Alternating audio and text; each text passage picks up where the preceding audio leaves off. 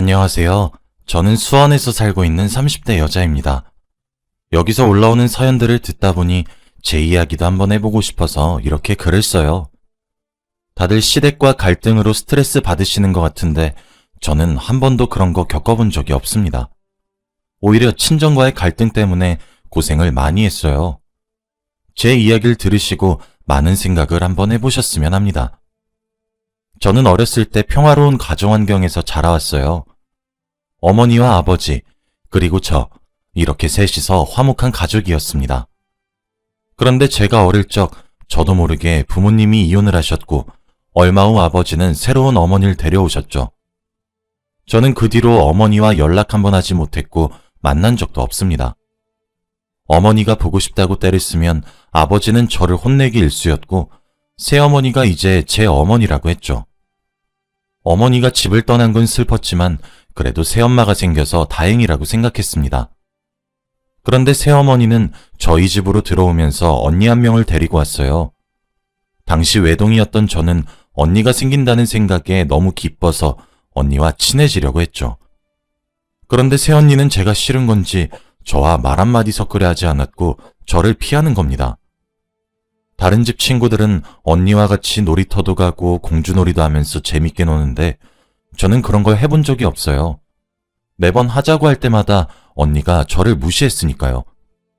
그런데 새엄마도 비슷했습니다. 아버지가 집에 계실 때는 저에게 살뜰히 챙겨주는 척을 했지만 집에 아버지가 없으면 아주 계모였거든요. 저보고 집안일 하라고 떠미는 건 물론이었고 새언니와 같이 저를 괴롭히셨습니다. 당시 초등학생이었던 저는 어린 나이부터 집안일을 하고 꾸지람을 들으면서 자랐어요. 처음에는 새로운 가족이 생겼다는 사실에 너무 기분이 좋았지만 현실은 콩쥐와 팥쥐였습니다. 항상 집에 들어가기 싫었고 당장 집에서 새엄마와 새언니를 내보내고 싶다는 생각밖에 없었죠. 그래서 아버지에게 제가 당했던 모든 일들을 다 말했습니다. 당연히 아버지는 친딸인 제 편을 들어주실 줄 알고 울분을 토해내듯이 말을 했죠. 그런데 아버지는 예상외의 반응을 보이셨습니다. 제가 아닌 새언니와 새엄마 편을 들며 저보고 참으라고 했거든요. 저는 그때 초등학생이었고 도움이 필요한 나이였습니다. 그런데 자기 딸이 가족들한테 괴롭힘을 당한다는데 저보고 참으라뇨. 그때 처음으로 아버지에게 배신감을 느꼈고 세상에는 제 편이 아무도 없다고 생각했습니다. 제가 이렇게 당하고 살아도 아버지는 제 편을 들어주지 않았으니 새언니와 새엄마는 아주 당당하게 괴롭혔어요. 아버지 옆에 있어도 저한테 이래라 저래라 하면서 집안일을 시켰죠. 아버지는 늘 옆에서 방관만 하시고 있었고 새언니와 새엄마를 말릴 생각이 없었습니다. 과연 제가 친딸이 맞는 건가 하는 의문이 들었고 매일같이 울면서 잠에 들었어요. 그렇게 몇 달을 살았는데 어느 날 아버지가 저에게 그러더라고요. 유학을 가라고 하면서 말입니다. 처음에는 아버지와 단둘이서 가자는 건 줄 알았는데 알고 보니 저 혼자 보내는 거더라고요. 아버지는 거기서 도저히 제가 그들에게 괴롭힘 당하는 걸 보기 힘들었고 고심 끝에 생각해낸 방법이 유학인 거였습니다. 아버지는 가서 절대 연락도 찾아오지도 말라고 했고 그만 가족들을 잊으라고 했어요. 저는 선택의 여지도 없이 초등학생의 어린 나이로 외국으로 유학을 가게 되었습니다. 말이 유학이지 거의 이민 수준이었어요. 제가 공항에 가서 비행기를 탈 때까지 가족들은 배웅 한번 해주지 않았고 아버지 비서분께서 저를 데려다 주었습니다. 그리고 외국으로 가서 저를 안내하러 온 사람을 따라 이리저리 다녔죠. 전 외국에서 살면서 인종차별도 심하게 당했고 언어 장벽 때문에 고생도 많이 했어요. 나이도 어리다 보니 낯선 환경에서 적응하는 것도 더더욱 힘들었고요. 그래도 거기서 아버지와 새언니, 새엄마의 괴롭힘이 없으니까 살만은 하더라고요. 어린 나이에 버려졌다는 생각은 너무 슬펐지만 그래도 심적으로는 평온했습니다. 그리고 저는 거기서 악착같이 살아왔어요.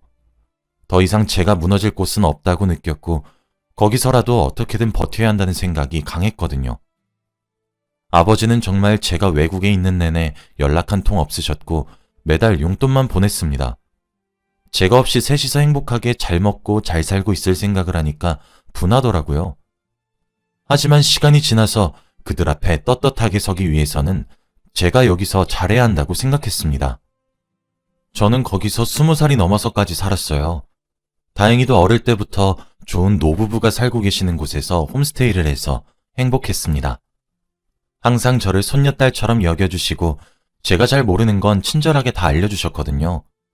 거기서 정말 많은 도움을 얻었습니다. 아무것도 몰랐던 저에게 부모님 같은 역할을 해주셨던 분들이거든요. 거기서 10년이 넘는 시간 동안 살았고 저는 이제 나갈 때가 되었습니다. 그곳에서 살면서 대학교도 졸업했고 이제 취업까지 해서 혼자 살아야 했거든요. 저는 펑펑 울면서 자주 놀러 오겠다고 약속을 드린 후 외국에 오고 나서 처음으로 홀로 서기에 도전했습니다. 그래도 저를 돌봐주셨던 노부부께서 제가 살 곳도 구해주시고 이리저리 도움을 많이 주셔서 몸만 들어가면 되었어요. 그리고 그동안 저도 외국에서 오래 살았기 때문에 외국 사람이 어렵지 않았죠. 저는 새로운 집에서 다른 직장인들처럼 출퇴근도 했고 평범한 일상을 살았습니다. 당연히 머릿속에 가족들을 잊은 지는 굉장히 오래되었고요. 그렇게 몇 년 동안 일을 하다가 드디어 제가 결혼할 남자가 생겼습니다. 같은 회사에서 일하던 상사인데 연애도 꽤 오래 했고 둘 다 30대가 다 되어가서 얼른 결혼을 하고 싶더라고요. 제가 동양인이어도 똑같은 사람으로 봐주는 이 사람이 너무 좋았습니다. 그리고 저를 너무 아껴주고 저에게 듬직한 이 사람과 평생 함께할 수 있다는 생각이 들었거든요. 그렇게 결혼을 약속했고 저는 시부모님이 될 분들에게 인사를 드리러 갔습니다. 과연 저를 좋게 보실지도 걱정이 되었고 혹시나 저희의 결혼을 반대하실까봐 너무 두려웠죠. 처음 예비 남편의 부모님 집에 갔는데 입이 떡 벌어졌습니다. 집이 궁궐 같았고 정원도 엄청 넓더라고요. 집에 들어가니 천장도 굉장히 높았습니다. 그리고 집에서 일하는 사람들도 많았죠. 한 번도 남자친구가 자신의 집안에 대해서 말한 적 없고 돈이 많다고 느껴본 적이 없습니다. 그런데 이런 집 아들인 것을 처음 알고 너무 놀랐어요. 남자친구도 저에게 이제서야 자신의 재력을 알려서 미안하다며 사과했지만 그건 귀에 들어오지 않았습니다.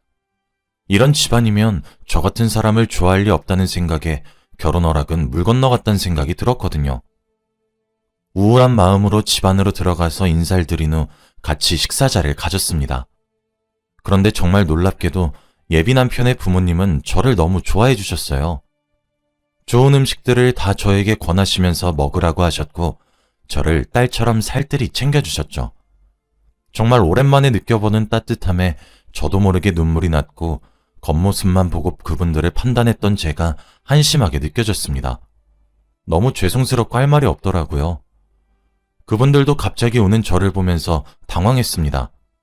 저는 행복해서 우는 거라고 말씀드렸고 저희는 화기애애한 분위기에서 식사 자리를 마쳤습니다. 저와 남편은 결혼 허락을 당연히 받았고 천천히 결혼 준비를 하기로 결정했어요. 그런데 머릿속에서 과거의 아버지와 새언니 그리고 새엄마가 생각이 나더라고요. 그래도 결혼을 한다는 건 알려줘야 할 것 같아서 몇십 년 만에 아버지에게 전화를 했습니다. 전화를 받지 않을 것 같았던 아버지는 얼마 지나지 않아 전화를 받으셨고 저는 몇십 년 만에 아버지 목소리를 들었어요. 그리고 저는 아버지에게 결혼을 한다고 알렸습니다. 아버지라서 그런지 어떤 남자와 결혼하고 몇 살인지 등등 다 물어보시긴 하더라고요. 그런데 이야기를 하다가 새언니가 결혼했다는 소식을 알게 되었습니다. 저한테 말 한마디도 하지 않았고 청첩장 하나도 보내지 않고 결혼식을 올렸다고 생각하니까 조금 속상하더라고요. 아버지도 저한테 말을 하시면서 아차 싶으셨는지 말을 급히 돌렸습니다.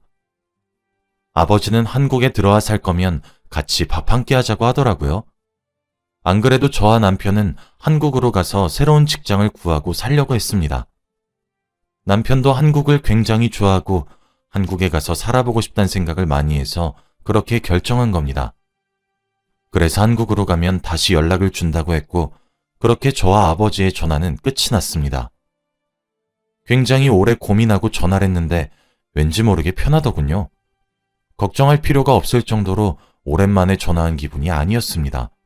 그렇게 편안한 마음을 가지고 결혼할 수 있었고 저희는 외국을 떠나 한국으로 갔어요. 한국에서 얼추 자리를 잡고 여유가 있을 때 다시 아버지에게 연락을 드려 식사 자리를 갖기로 했습니다. 사실 남편과 시부모님에게 제가 자라온 가정 환경에 대해서 다 말했어요. 다들 저보고 그동안 힘들었겠다며 위로의 말을 해주었죠. 남편도 굳이 가족들 얼굴 다시 안 봐도 된다며 걱정을 해주었지만 저는 그동안 가족들이 어떻게 살았는지 궁금하기도 했고 아버지와 통화했을 때 혹시나 가족들이 저를 그리워하고 있지는 않은가 하며 조금은 기대를 했던 것 같습니다. 그리고 대망의 식사를 하기로 한 날이 되었고 저는 잔뜩 긴장을 한 채 남편과 같이 들어갔어요. 아버지와 새언니 그리고 새엄마가 다 저희를 쳐다보고 기다리고 있더라고요. 정말 오랜만에 봐서 반가웠는데 그들은 그렇게 보이지 않았습니다. 제가 와도 인사 한마디 하지 않았고 다리를 꼬고 팔짱을 낀 채로 제 남편과 저를 위아래로 훑고 있었거든요. 왠지 모르게 찝찝한 마음을 가지고 자리에 앉았습니다.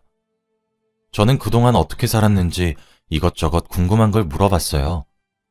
아버지는 무뚝뚝하게 제가 질문한 거에 대답만 하셨고 저와 남편에게 질문은 일절하지 않았죠. 저나와 다른 아버지의 무심함에 조금 서운하고 놀라긴 했지만 그래도 아랑곳하지 않았습니다. 예전과 저는 많이 달라졌거든요. 남편은 한국말이 서툴긴 하지만 그래도 얼추 알아들을 수 있었고 그때의 분위기를 파악한 것 같아요. 식사 도중에 제가 진땀 흘리고 있는 걸 아니까 제 손을 꼭 잡아주더라고요. 그때 그게 얼마나 의지가 됐는지 모릅니다. 아무튼 그렇게 식사 자리가 끝나고 해산을 하려고 했어요. 그런데 새엄마와 새언니가 저에게 처음으로 말을 하더라고요. 외국물 좀 먹고 잘 살았으면 돈이라도 보내던가. 딱 보니 네 남편 잘 사는 집 도련님 같은데 혼자 잘 먹고 잘 살면 되니? 내가 너 어릴 때 얼마나 귀엽게 키웠는데 이제 와서 양심 없이 부모 노릇 해달라는 거야? 정말 뻔뻔하다. 그리고 네 언니 결혼할 때 축의금 한번 보내지 않았으면서 우리가 가족이라고 할 수 있니? 새엄마는 저에게 이런 말을 했고 남편은 대충 상황 파악을 한 것처럼 보였죠. 아버지는 여전히 방관하셨고 한마디도 하지 않았습니다. 과거와 다르지 않은 상황을 보니까 제가 괜한 기대를 했나 싶더라고요. 그들이 자리에서 일어나고 남편이 저를 안아주었습니다. 그렇게 저와 남편은 집으로 돌아와서 다시 예전처럼 화목하게 살았어요. 원래라면 저 혼자서 며칠을 울며 지냈을 텐데 이제는 제 옆에 남편이 있으니 금방 훌훌 털어지더라고요. 그렇게 가족들 생각 하나도 안 하면서 행복하게 살았습니다. 저희 부부가 금슬이 좋아서 그런지 이렇게 사이가 좋아서 저희 사이에 아이가 생겼어요. 남편과 시부모님은 너무 축하해 주었고 저도 기뻐서 동네방네 자랑하고 다녔습니다.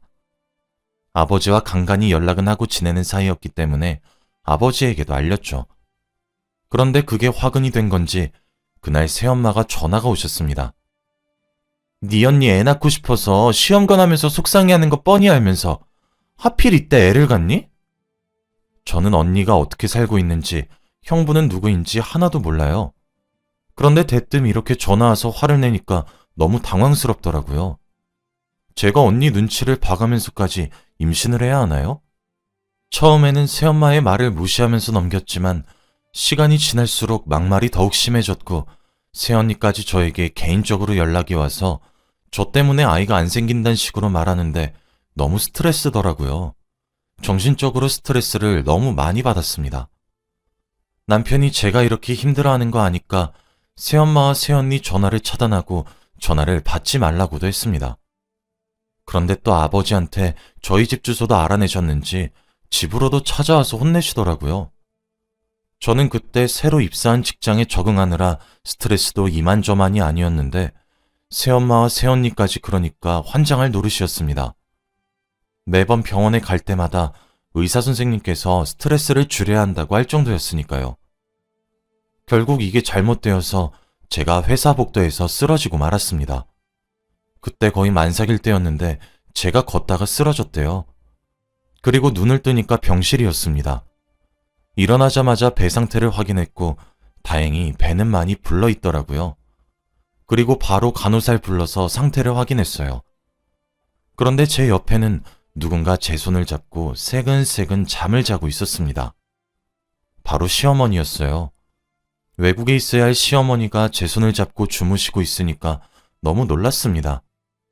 상태를 설명해 주시던 간호사분께서 말하시길 제가 쓰러지고 병원으로 실려갔다는 소식을 듣고 바로 외국에서 비행기를 타고 제일 먼저 달려와서 병원에 있던 내내 저를 간호하면서 병실에 있었다고 하더라고요. 그리고 다행히도 아이와 산모 둘 다 건강하다고 했습니다. 제가 쓰러진 이유도 스트레스 때문이라고 하더라고요. 저는 시어머니에게 너무 감사드렸고 눈물이 맺혔어요. 도대체 저 같은 게 뭐라고 이렇게 사랑해 주시는지 몰랐습니다. 제가 일어난 걸 아셨는지 시어머니께서 잠에서 깨신 뒤 저를 챙겨주시더라고요. 저는 괜찮다고 말하며 편히 주무시라고 했습니다. 그렇게 화기애애한 분위기 속에서 전화가 한 통 걸려왔어요. 바로 아버지 전화번호였습니다. 전화를 받으니 아버지가 아니라 새엄마더라고요. 제가 전화를 차단해서 아버지 전화번호로 건 것 같았습니다.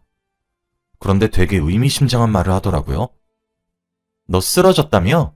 네 남편이 연락 왔었다. 근데 아인 괜찮니? 유산은 안 됐고? 그렇게 쓰러졌으면 유산이 안 될 수가 없는데? 이런 말을 하면서 굉장히 유산을 원하는 듯한 말투로 말을 하더라고요. 그리고 나서 듣게 된 소식이 드디어 새언니가 임신이 되었다면서 축하하라고 하는 겁니다. 저는 언니가 임신이 되었든 말든 상관없었어요. 그들과 인연을 끊고 싶었거든요. 그러면서 저에게 네가 유산을 해서 우리 딸이 임신을 한 줄 알았는데 그게 아니었구나. 아무튼 우리 딸애가 더 예쁜 건 확실하겠지? 라고 하며 유세를 떨더라고요. 저는 바로 전화를 끊었고 모든 얘기를 남편과 시어머니에게도 다 전했습니다.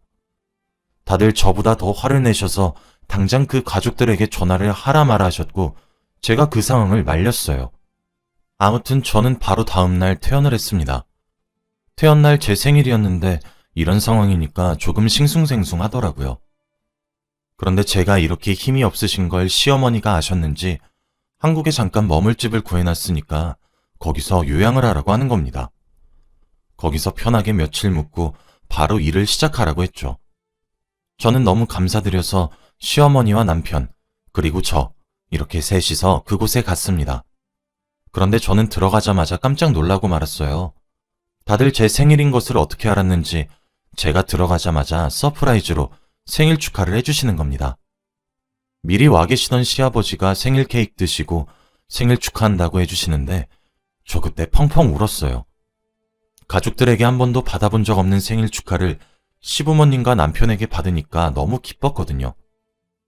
그곳에 들어가서 같이 웃으면서 케이크에 초도 불고 식탁에 앉아서 밥도 먹었습니다. 그런데 음식도 미역국에 불고기 등등 한국 음식으로 잔뜩 차려져 있는 거예요. 외국인 분들이셔서 이런 거 모르실 줄 알았는데 저는 그걸 보고 눈물이 더 심하게 났습니다. 알고 보니 한국인 셰프를 불러서 요리를 하셨다고 하더라고요. 그러면서 저에게 가죽 반지에다가 옷, 신발 등등 선물도 너무 많이 주셨어요. 한 가지도 아니고 여러 개라서 너무 놀랐는데 시부모님께서 제가 생각날 때마다 하나씩 사다 보니까 이렇게 많아졌다고 하더라고요. 저와 남편이 한국에 있어서 자주 만나지 못하니 매일 가지고 계셨대요. 그리고 딸이 없어서 해주고 싶은 게 많다고 했습니다. 생애 처음으로 생일 축하도 받아보고 생일 선물도 받아봤어요. 그날은 정말 제 평생 잊지 못하는 순간입니다. 다 같이 그곳에서 3일 동안 행복하게 지내고 시부모님은 외국으로 돌아가셨어요. 저와 결혼해준 남편도 너무 고맙고 저를 살뜰히 챙겨주시는 시부모님도 너무 감사했습니다. 전생에 제가 나라를 구했나 싶더라고요.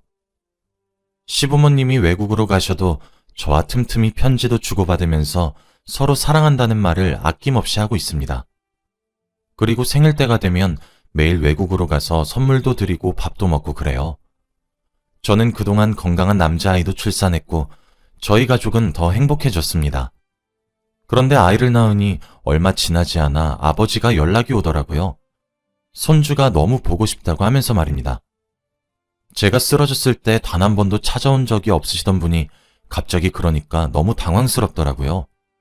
그리고 알게 된 사실이 결국 새언니가 유산이 되었다고 합니다. 정말 이러면 안 되지만 그 소식을 듣고 전혀 슬프지 않았고 조금 고소했어요. 저는 아버지에게 절대 제 아들을 보여주지 않았고 결국 전화 목록에서도 아버지를 차단했습니다. 그냥 가족들이 없는 채로 사는 게 저에게 더 좋을 것 같았거든요. 지금은 아버지와 새언니, 새엄마와 연락을 일절하지 않고 남편과 아들과 행복하게 살고 있어요. 그리고 시부모님과 편지도 자주 주고받고 영상통화도 정말 자주 합니다. 얼른 외국으로 가서 얼굴 뵙고 인사드리고 싶어요. 제가 이런 시댁에 시집을 가기 위해서 어렸을 때 많이 힘들었나 봅니다. 지금은 너무 행복하고 앞으로도 이랬으면 좋겠어요. 제 이야기는 여기까지입니다. 들어주셔서